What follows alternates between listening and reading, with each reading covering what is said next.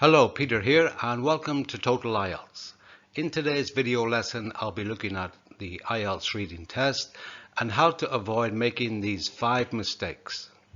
It's not very pleasant to be reminded what not to do, but making these simple mistakes will actually lower your band score, and they're so easy to avoid. So before we begin, hit the subscribe button for free IELTS test preparation here on the YouTube channel. Best of luck with your IELTS test and thanks for watching.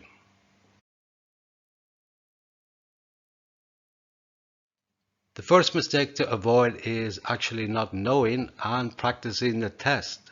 It sounds obvious, but it can happen. This can be because students often think that their reading ability is already high enough and they can easily cope with an IELTS reading test. However, it is essential to know the test like the back of your hand because of the idiosyncratic nature. In fact, some people actually call the IELTS reading test a vocabulary test. You should be aware of the format for general training and academic. There are 3 sections and the texts become increasingly more difficult as the test progresses. And the timing, of course, is 1 hour in total. Be familiar also with the text types. These are articles and social and workplace texts. And also the peculiar question types, which are the same for academic and general training, and be aware of the instructions.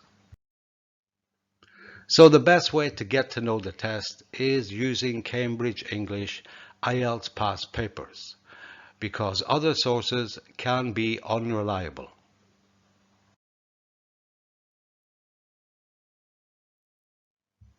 The second mistake to avoid is answering questions about a text you haven't actually read. Students often read the questions first, and they're often advised by their teachers to do so. And I call this a shortcut reading strategy. And the justification that's given for it is that students need to know what they're reading for.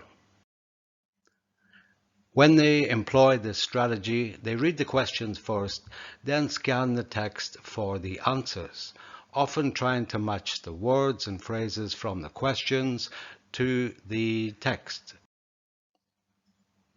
However, this shortcut strategy means that you're actually reading and rereading sections and paragraphs so many times, which can have a negative effect on your time management. So I always advise students to start by speed reading the text first. Instructions on how to speed read effectively you can find on the Total-IELTS website. While you're speed reading, make notes on the test paper or on the computer screen about the topic or content of each section or paragraph. This will help you understand the main ideas of the text and, more importantly, know the location of topics of each section and paragraph. So after you've done that, then read the questions. When you do so, you probably will already know the location of the answer, and you can use your notes to find the location also. Then you only need to reread the appropriate paragraph or section, and you will do this for confirmation of the answer.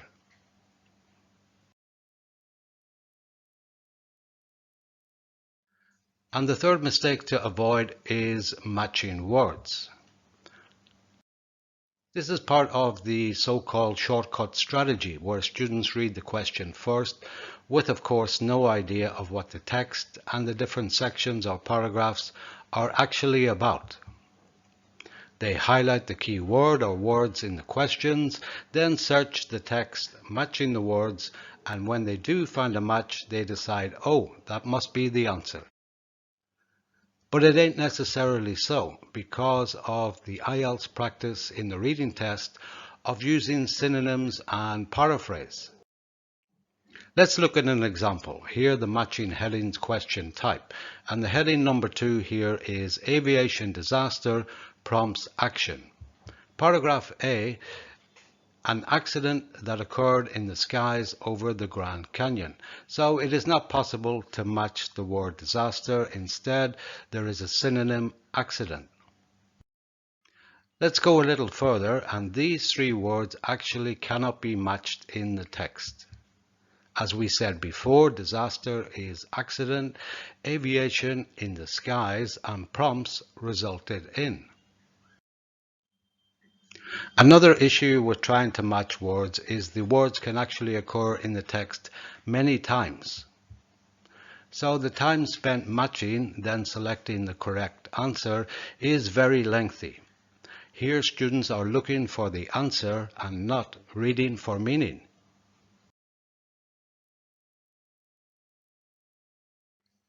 Moving swiftly along to number 4, and that's not reading the instructions. Every question type in the IELTS reading test has a different set of instructions. So not reading the instructions carefully or misunderstanding them will mean a loss of points, and unnecessarily so. Let's look at an example of questions with written answers. This is a classic one. It says complete the flowchart below. Choose no more than 2 words and or a number from the passage for each answer. So choosing no more than 2 words and or a number means that your answer can be 1 word or 1 number, 1 word plus a number, or 2 words plus a number. So exceeding the instruction of 2 words and or a number means that your answer will be marked wrong, even though you have the correct answer. Here's an example. Do the following statements agree with the information in the reading passage? And this is the yes, no, not given question type, which is sometimes true, false, not given also. Now, to avoid here is answers that are not based on the text.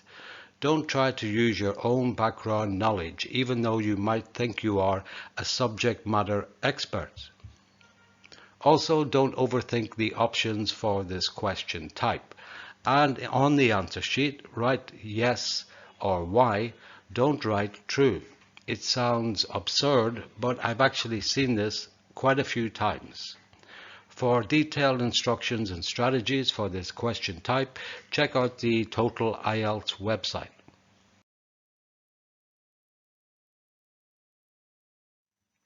And the fifth and final mistake to avoid is not having a strategy. It's important to use the strategy that works best for you. That's an overall one and a strategy for each particular question type. For the overall strategy, decide if reading the text or questions first works best for you. Don't spend too long on one particular question. This will really kill your time. And have another strategy for dealing with unknown words and effective time management. For strategies for each question type, remember it's not effective to have the same one for every question. Each one requires a different approach. Check out the Total-IELTS website for strategies and tips on every different kind of question type. When trying strategies, recognize which one isn't working, and you'll know this when you're not making progress. If it's not working, change to a new one and try a different strategy. And finally, adopt the one that works best for you.